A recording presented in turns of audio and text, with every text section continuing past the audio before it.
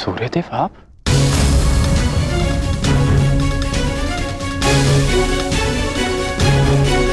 बड़ी बात। कल्याण हो पुत्र।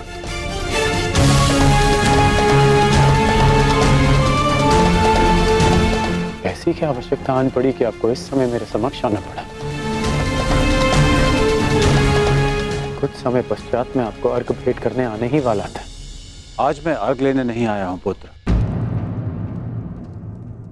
तो मैं एक चेतावनी देने आया हूं।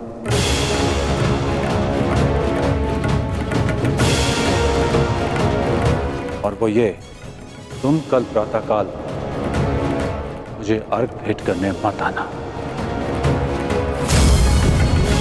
और यदि तुम मुझे अर्घ भेंट करने आए तो तुम अपना सर्वस्व खो बैठोगे।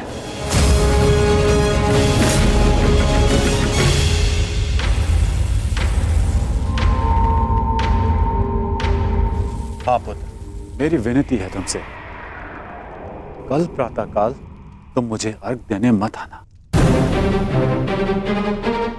तो मैं तो आपको बचपन से अर्घ देते आया हूं। तो आज अचानक ऐसा क्या हो गया कि आप मुझे अर्घ देने से रोक रहे हैं? तुम्हारा वचन पुत्र, तुमने प्रतिज्ञा ली है, सूर्य को अर्घ देते समय यदि कोई भी तुमसे कुछ भी मांगेगा तो वो तुम उसे दान में दे दोगे। कल का अर्घ तुम्हें कुछ ऐसा दान देने पर विवश कर देगा जिससे तुम मेरा दिया हुआ आशीर्वाद सदैव के लिए खो बैठोगे। देवराज इंद्र ने तुम्हें परास्त करने के लिए षड्यंत्र रचा है। वो कल प्रातःकाल तुमसे दान मांगने आएंगे और दान में वो तुमसे कवच और कुंडल मांगेंगे। तुम्हें ज्ञात है पुत्र? मुझे ज्ञात नहीं, परंतु आपको चिंतित देख के आभास हो गया। और यदि स्वयं मेरे पिताश्री मुझे चेतावनी देने आए हैं कि इंद्रदेव मुझसे दान मांगने आएंगे, तो इसका सीधा संबंध अर्जुन से होता है। इंद्रदेव का पुत्र अर्जुन, और उसमें कोई बुराई भी नहीं, क्योंकि हर पिता अपने पुत्र की भलाई चाहता है। यदि इतना समझते हो तो यह भी समझ लो पुत्र कि यह पिता भी यही चाहता है कि उसके पुत्र के साथ कोई अन्याय ना हो, कोई छल ना हो। मेरी विनती है तुमसे, कल प्रातःकाल मुझे अर्घ देने मत आना। पहले भी मैं तुम्हारे साथ बहुत अन्याय कर चुका हूं पुत्र, परंतु अब और अन्याय नहीं। कहो पुत्र, अपने पिता की बात मानोगे? कल प्रातःकाल अर्घ देने नहीं आओगे ना? मुझे उत्तर दो पुत्र, मुझे उत्तर दो। प्रश्न उत्तर का समय नहीं बचा है। मनुष्य का कर्म उसके हर प्रश्न और उत्तर से बड़ा होता है। और अब आपके कर्म का समय हो गया है। अंधकार में डूबे समस्त संसार को आपको प्रकाश देना है। आप अपना कर्म और धर्म निभाइए और मैं अपना कर्म और धर्म निभाऊंगा। बस आपसे एक प्रार्थना है कि अब ये अन्याय मत होने दीजिएगा कि संसार कहे कि कर्ण ने अपने जन्मदाता को अपना धर्म करने से रोक दिया।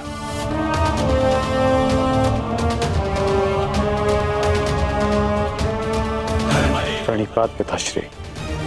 मुझे आशा है पुत्र तुम मेरी विनती स्वीकार कर।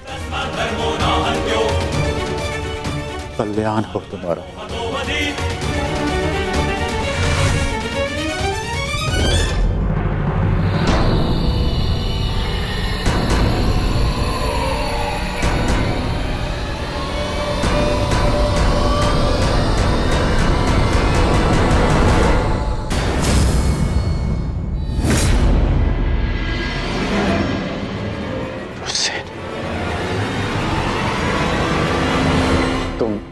तुम यहाँ क्या कर रहे हो?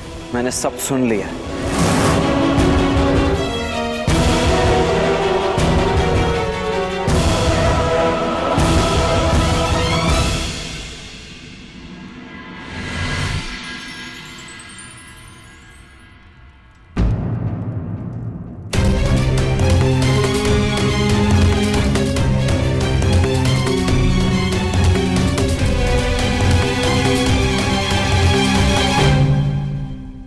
सूर्य नारायण,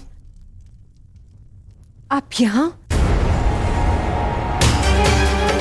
इस प्रकार यहां आने के लिए मैं आपसे क्षमा चाहता हूं, परंतु पुत्र कर्ण पर बहुत बड़ा संकट आने वाला है। उसे सावधान करना होगा।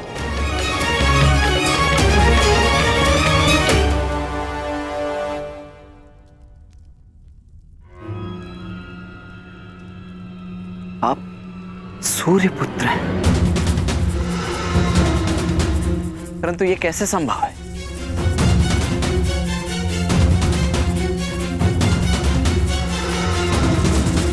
मेरे जन्म से पूर्व एक स्त्री को वरदान मिला था कि वो किसी भी देवता का आवाहन करके कोई भी वरदान पा सकती थी। उस स्त्री को विश्वास नहीं हुआ और उसने इस वरदान को परखने का प्रयास किया। उसने सूर्यदेव का आवाहन किया और वरदान से बद्ध सूर्यदेव को उन्हें पुत्र देना पड़ा, परंतु वो अविवाहित कन्या समाज के भय से भयभीत हो गई और उसने उस बालक को गंगा में बहा दिया। वो बालक मैं था, जिसे पिता अधिरथ ने पाला। सूर्यदेव के आशीर्वाद के रूप में मुझे कवच और कुंडल मिले, जो अब इंद्रदेव छीन लेना चाहते हैं अपने पुत्र अर्जुन के लिए। सूर्यदेव मुझे यही समझाने आए थे कि मैं इंद्रदेव को कल दान ना दूं। अर्थात आज आप अर्घ देने नहीं जा रहे?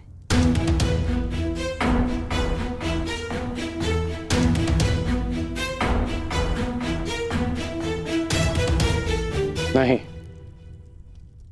मैं अवश्य जाऊंगा।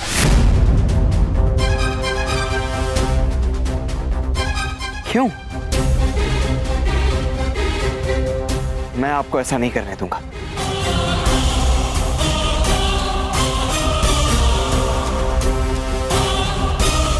मुझे क्यों नहीं जाना चाहिए?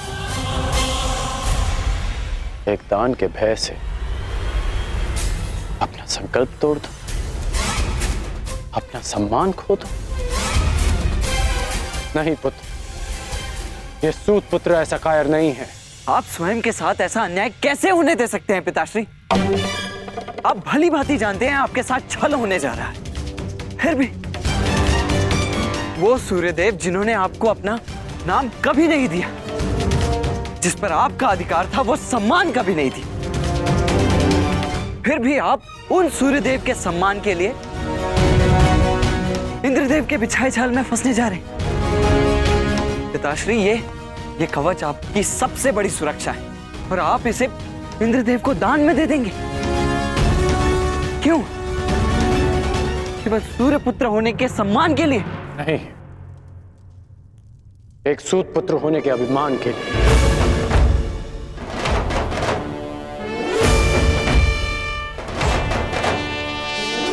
मैं आज भी एक सूत पुत्र हूं। एक सूत ने ही मुझे प्रेम दिया, सम्मान दिया, अधिकार दिया, आवश्यकता पड़ने पर धनुष दिया। जब मैंने उससे दूर जाने की आज्ञा मांगी तो उन्होंने मुझे वो भी दी।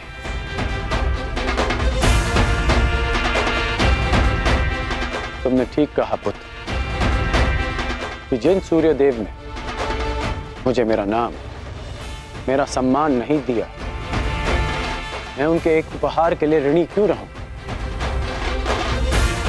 पुत्र,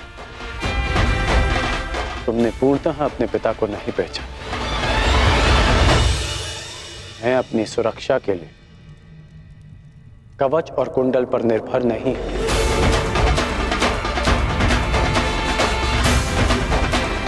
मेरी शक्ति मेरा वो साहस है जो मैंने अपनी मां राधा से पाया। मेरी शक्ति मेरा वो विश्वास है जो मैंने अपने पिता अधिरथ से पाया। मेरी शक्ति वो तिरस्कार है जो मैंने समाज से पाया। इस राधेकरण के कौशल और योग्यता को किसी कवच कुंडल की आवश्यकता नहीं है।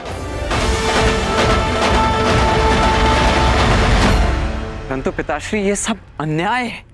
जो भी आपके साथ हो रहा है ये सब अन्याय है। कदाचित यह अन्याय है, परंतु कोई और अन्याय करे इसका अर्थ ये नहीं कि हम भी न्याय का पथ छोड़ दें। मैं अपना मार्ग चुन चुका हूं। यदि तुम्हारे मन में मेरे लिए कोई भी स्थान है, एक पिता के रूप में या एक योद्धा के रूप में, तुम इस रहस्य को रहस्य ही रखोगे। तुम्हें मेरी सौगंध है। वचन दो मुझे। पिताश्री, वो वचन दो मुझे वृषसेन।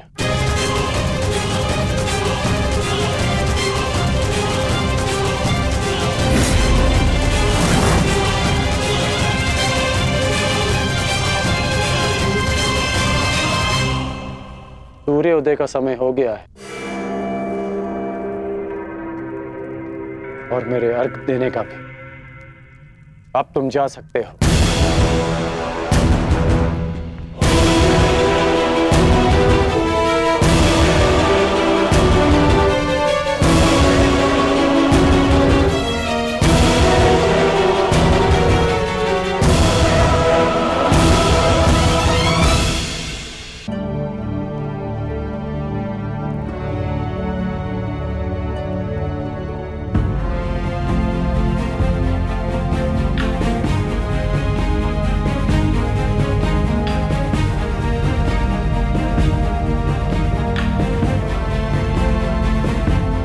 क्या हुआ माता? समय हो गया है, परंतु अभी तक सूर्यदेव उदित नहीं हुए। क्योंकि कदाचित ये उदय होने का उचित समय नहीं है पार्थ। मैं समझा नहीं माता। सूर्यदेव का उदित होना अनिवार्य है, प्रकृति का नियम है। भला इसके विरुद्ध कौन जा सकता है?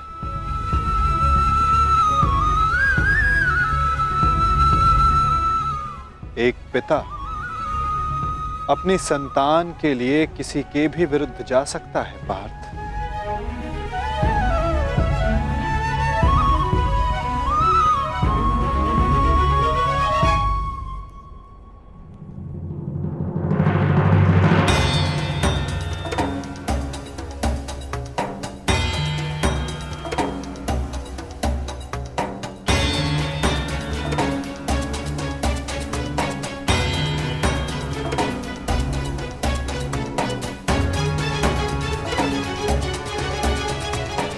रानीपात वासुदेव।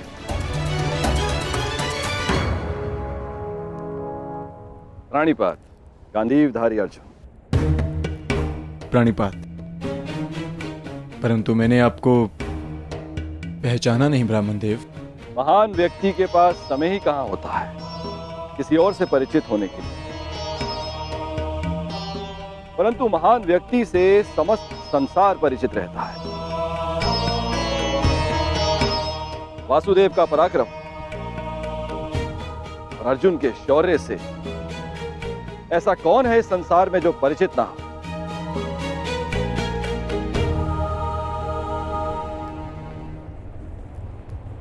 धन्यवाद।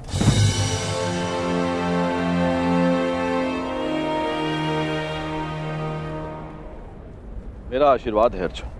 इस महाभारत के युद्ध में तुम्हारी विजय निश्चित है। तुम अपने शौर्य से अपने शत्रु पर विजय प्राप्त करो।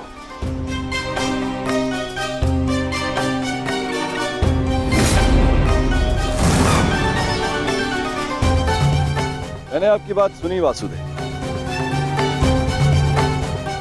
और मैंने उसके मंतव्य को भी समझा, परंतु सूर्यदेव केवल एक पिता ही नहीं, वो इस समस्त संसार को ऊर्जा भी देते हैं। किसी भी स्थिति में उन्हें अपना कार्य पूर्ण करना ही होगा। सूर्य उदय होना अनिवार्य है, यह प्रकृति का नियम है। अवश्य, परंतु इन नियमों के बंधन में सभी आते हैं ब्राह्मण देव। सूर्य देव पर, मुझ पर भी, और आप भी। नियति चाहे प्रकृति की, चाहे देवताओं की हो, या फिर मनुष्य की, परंतु उसे समझ पाना बहुत कठिन कार्य है। आपको स्मरण करवा देता हूं ब्राह्मण देव, मनुष्य को दुर्बल समझना देवताओं के लिए घातक सिद्ध हो सकता है। ऐसा कोई विघ्न नहीं जो एक दृढ़ निश्चयी मनुष्य का मार्ग रोक सके। यदि मनुष्य चाहे तो वो पर्वतों का स्थान भी बदल सकता है। मैं मनुष्य की नियति और निश्चय को कम नहीं आंक रहा वासुदेव, परंतु किसमें कितना बल है ये तो केवल परीक्षा से ही सिद्ध होगा। कभी कभी परीक्षा में परीक्षार्थी नहीं, परीक्षा लेने वाला भी असफल हो जाता है ब्राह्मण देव।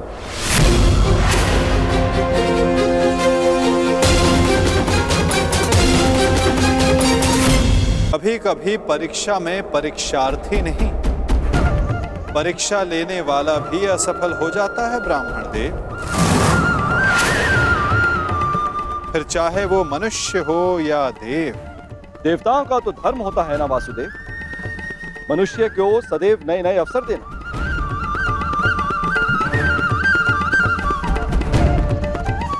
उचित कहा आपने ब्राह्मण देव, परंतु अवसर में यदि छल और भेदभाव आ जाए तो वो अवसर नहीं होता।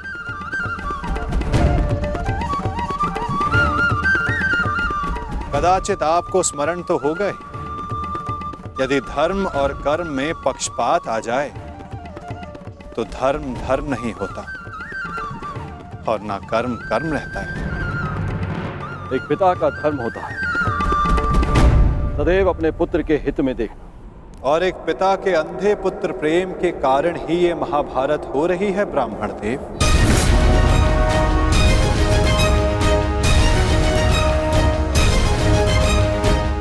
मुझे पिता से कोई लेना देना नहीं,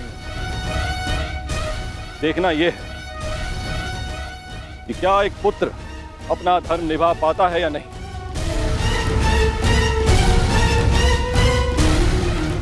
क्या एक पुत्र अपने पिता के सम्मान की रक्षा कर पाता है या नहीं।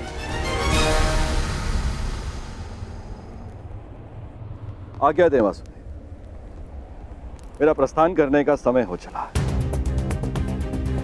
प्राणीपात।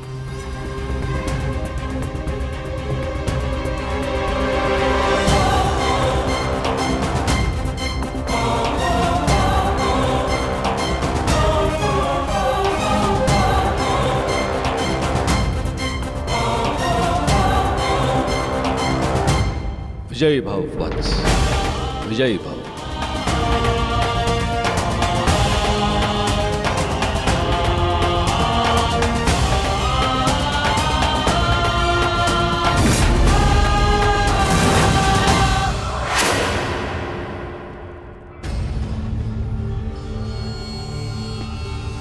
रुक जाइए पिताश्री।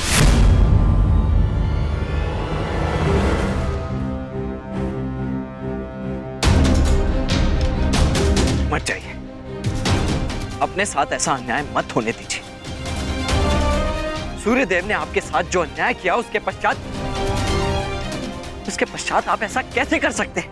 मैं ये सब इसलिए कर रहा हूं क्योंकि ये मेरा धर्म है, एक सूत का धर्म।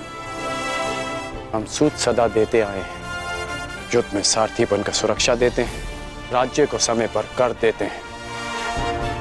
आज एक सूर्य पुत्र के सम्मान का नहीं, एक सूत पुत्र के सम्मान का प्रश्न है। वो सूत पुत्र जिसने दान में मांगी हर वस्तु देने का वचन दिया है, आज मुझसे कोई मेरे कवच और कुंडल क्या